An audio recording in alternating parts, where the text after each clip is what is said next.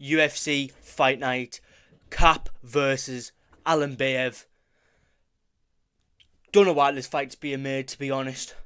It should be Kai France. But oh well. We're going to get into the main event prediction, well, the main card, and work our way downwards, prediction wise. Starting with the main event, Kape and Azu. I'll be honest, I'm not really that high on Almabayev. I think this is sort of like like that region of the world, a layup to try and get him up into the title picture. Because they always love pushing these like Dagestani sort of people up closer to a belt. I don't know why, because you're going to kill the whole sport dead. But they really like these Dagestanis of. But to be fair, Almabayev is not. He's not boring. He's okay. You can watch him. He's just about bearable. Manel Kape though, I think is going to win this. I do think he's going to win this. His footwork is amazing. His head movement's amazing. His takedown defense is amazing. I rewatched that Silva fight, the Moikaev fight, even the Pantoja fight, which is really close to think about it. Maybe Manel Kape is the guy to beat Pantoja, but first he's got to fight. First he's got to fight Almabayev. He's pretty much just a wrestler. He's got okay striking. His body kicks are alright. I was going to say pressure boxing, but it's not really pressure boxing. His only really notable win is Nicolau. And I think Manel Kape lost to Nicolau, but I haven't watched the fight. It was a split decision. Usually split decisions don't go the right way in UFC. But I haven't watched it to put my opinion on that. But my reasoning is that just style wise, Manel Kape he's like a fly. How are you going to take this guy down when he moves so much? And you can't punch him either. You've got to go at the body. And Azu only does really body kicks. And Bruno Silva went for body kicks, and that didn't go too well. So I think Manel Kape, it's a 5-rounder too, so we'll get to see how good Manel Kape is in a 5-rounder. I don't think he's actually been in one. He might have been actually, but I'm not quite sure. But yeah, I do think Manel Kape's going to pretty much school him. I think the first round's going to be slow as always, and then the round will just go faster and faster with Manel Kape schooling him. Moving on to the co-main event, Cody Brundage versus Julian Marquez. I'll go with Brundage. Cody Brundage, he's fought okay comp. You know, he's lost to them, but he's fought okay comp. He has that experience. And as well, Brundage KO'd Reese, Zachary Reese, and Marquez is coming off a KO loss to Reese. Just something to put out there. And as well, he's fought Bo Nickel. It's always a good thing to just have experience against high level people. Cody Brundage is probably going to win this. I could see Julian Marquez getting this done. He's lost to only really good comp, to be fair. So I could see him getting it done, but I think Cody Brundage is going to do it. But we'll move on to the next, which is Hakparast versus Ribovic. So obviously Ribovic had that really good fight on the Sofia card, 306 card. He beat Zellhuber. I thought it was pretty clear. Hakparast's only really bad losses. Well, not bad. They're pretty good losses. Hakparast's only losses are to Bobby Green, decision, and I think he got TKO'd by Dan Hooker. He beat Jared Gordon, but it wasn't. He didn't really beat Jared Gordon. It was a robbery. He lost the last 2 rounds. I'm gonna go with Ribovic just because Ribovic is a powerful boxer, and Hakparast is very open to shots, and as well, Istvan Ribovic has got 1 loss on his record. Give me Ribovic. He's coming off a good fight as well. That might boost his confidence coming in. So we'll go with that. We'll go with Ribovic. And then we'll move on to the next fight on the card, which is a really good card. A really good fight, even. Haider Amil versus William Gomez. I think Emil is gonna destroy Gomez. He might have some problems with the grappling since Gomez sort of like tries to like scramble out of takedowns. I don't know how he gets out of them, but he does it, and he's good at it. So it must work for him. He's okay at counter pressuring, which is literally Haider's style, but his grappling is not the best in the world. Like if Haider gets on top and just starts pounding his head in, he's won the round. He's also undefeated, which it says right there. He's undefeated. He's ferocious in his style. He's powerful. He's got takedowns too, so he can mix them in if he starts losing on the feet. So I'm going to have to go with Haider Ramil, and you should watch out for him because he's a really good up-and-coming prospect. Featherweight, he's 5'9". Featherweight, and Gomez is 6 foot. What? But yeah, again, people only message me when I'm recording. Moving on to the next fight. Austin Lane versus Mario Pinto. He's coming off the Dana White's Contender Series, as you can see from the gloves. Austin Lane is fucking terrible. He's coming off a win against Despain, I think, which Despain himself is also fucking terrible. He's literally just the shitter John Jones, just the way he eye pokes people. He's not, and he lost to Taffa. That should tell you enough. If you're losing to Taffa, that should tell you enough. He's also undefeated, this guy. I know it says 1-0, but it is actually like 9-0 or something like this. Yeah. I'm going to go with Pinto, if you couldn't already tell. Pinto's fight on the Contender Series was okay. He sort of deals with... Yeah, like obviously he's 6'6". I don't believe that. But he's okay with countering the long style of Austin Lane. Austin Lane is absolutely terrible. I don't know how he's in the UFC, to be honest. But yeah. Anyways, moving on from the main card, and we're going to go on to the prelim headliner of Danny Barlow versus Sam Patterson. I know that Danny Barlow is undefeated, but Sam Patterson is really fucking good. And I bet he's weirdly powerful. Like, these, like, skinny guys have, like, really, like, I don't know what you'd call it, like, skinny arms.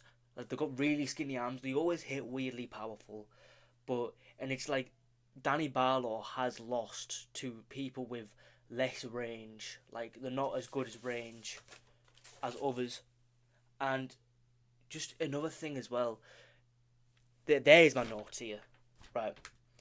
Yeah, struggles with range, and Sam Patterson's long, powerful, and kicks. It's going to be a disaster for Danny Barlow, I think. But it could be a war. I probably think it will be a war. But he has struggled with longer opponents in the past, and that's what Sam Patterson is. Sam Patterson? Yeah. So we're moving on to the next fight of the prelims, which is Ricardo Ramos. I kept on typing Lamas when I was doing the research for this. Yeah. I think I'm going to go with Mariscal. I think that's how you say it. I'm slowly learning the names. He has beaten decent opponents like a Jack Jenkins to a verbal tap. And it's like, he didn't really beat him because he tried to do a throw, but he sort of bent his elbow back and broke it, but he was getting pieced up the entire fight before, then didn't get him beaten up. But yeah, I'm probably gonna go with Mariscal, but it's like Ricardo Ramos has lost has lost multiple times to shooting a takedown and just almost like waiting to be put in a guillotine. It's weird for me to describe, but it's almost like he's just waiting to be subbed with a guillotine. And it's like, come on. Come on. It's like obviously sometimes you shoot a takedown, you get put in a guillotine, what can you do? But he lost twice in a row, so he clearly hasn't learned from that. Obviously he got the win, which was a split decision against some other guy, but he clearly hasn't learned from that loss, because he just jumps into guillotines and he's like, wait, you know.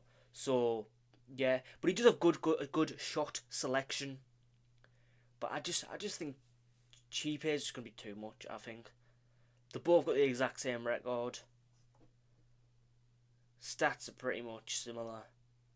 Obviously, Ramos a bit longer. It could be a difficult fight. It's like a throw coin flip.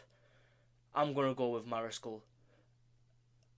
Moving on to Douglas Silva D. Andrade. I don't know. He's a very good striker. He was in the rankings at some point.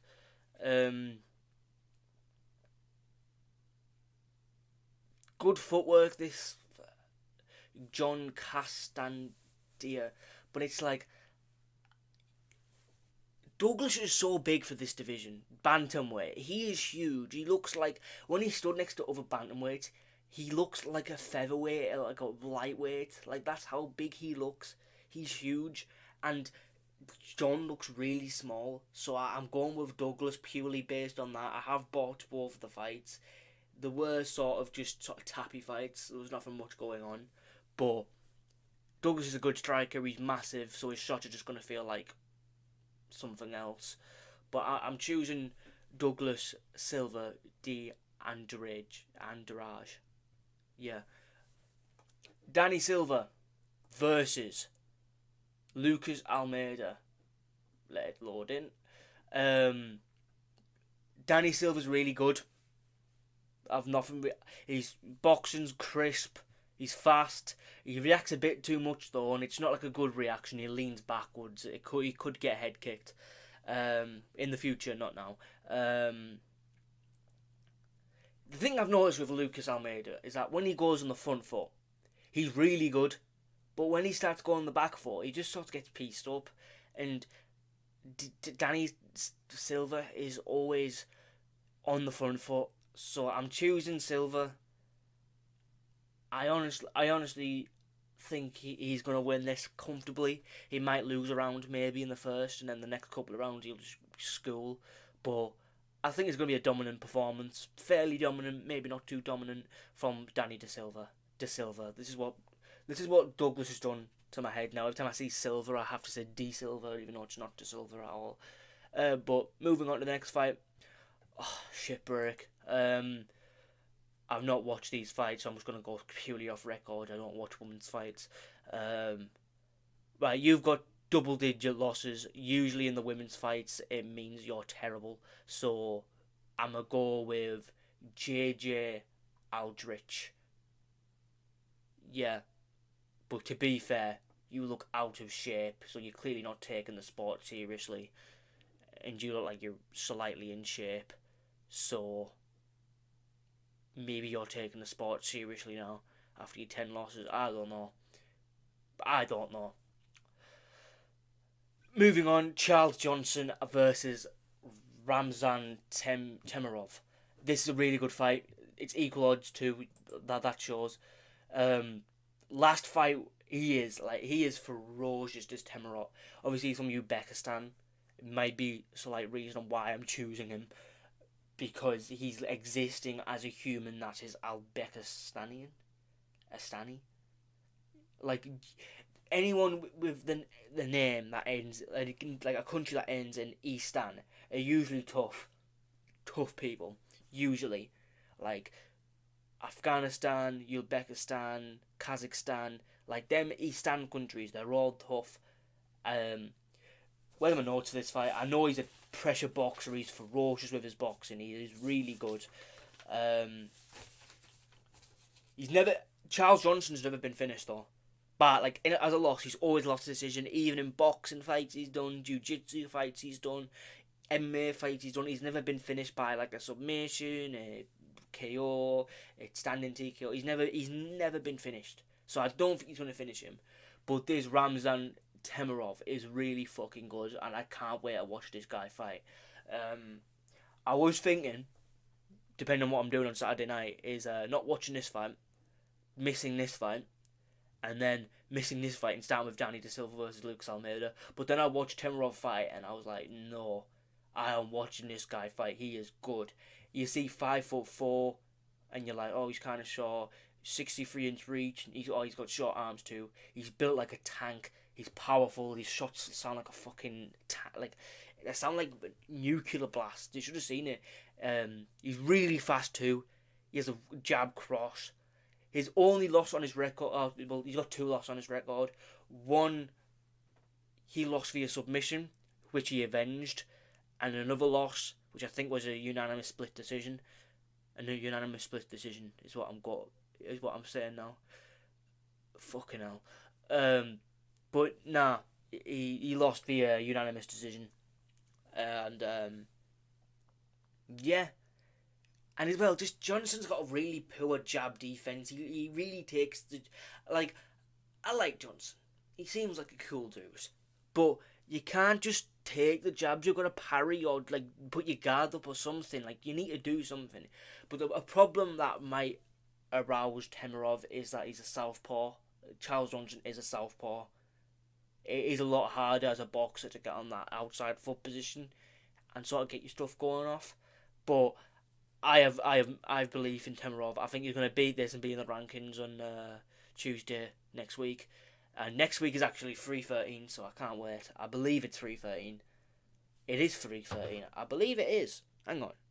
Am I Delulu?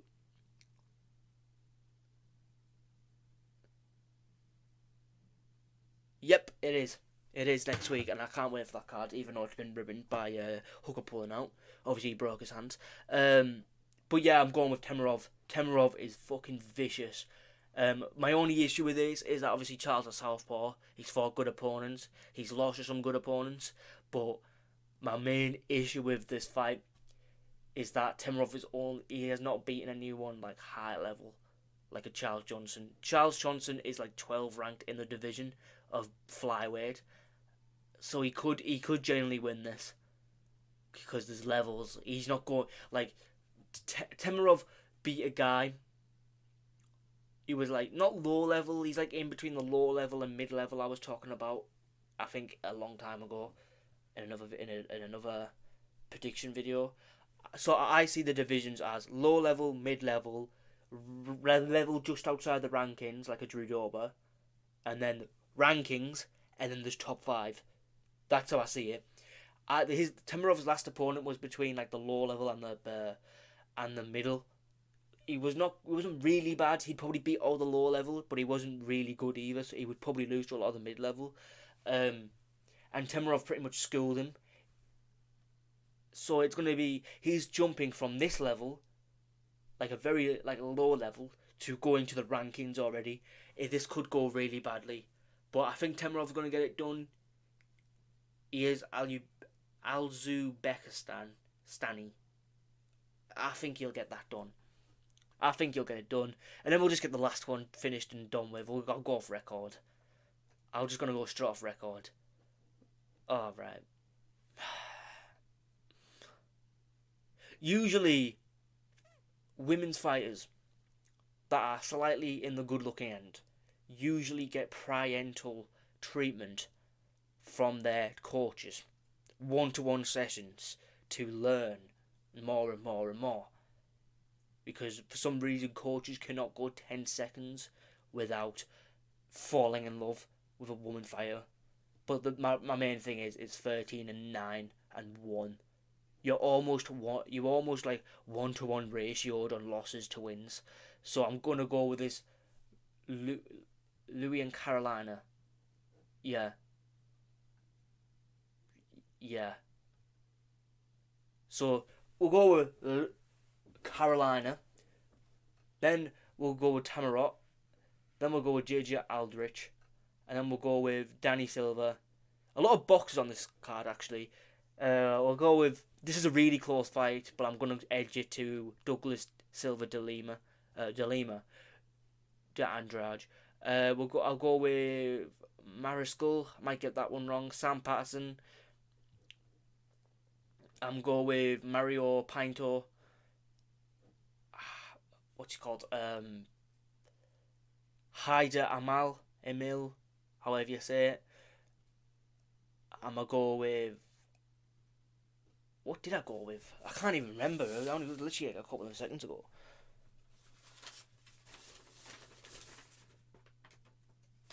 I think I'm going to go with Ribovic, I think I said, because he's this Haberprast is very open.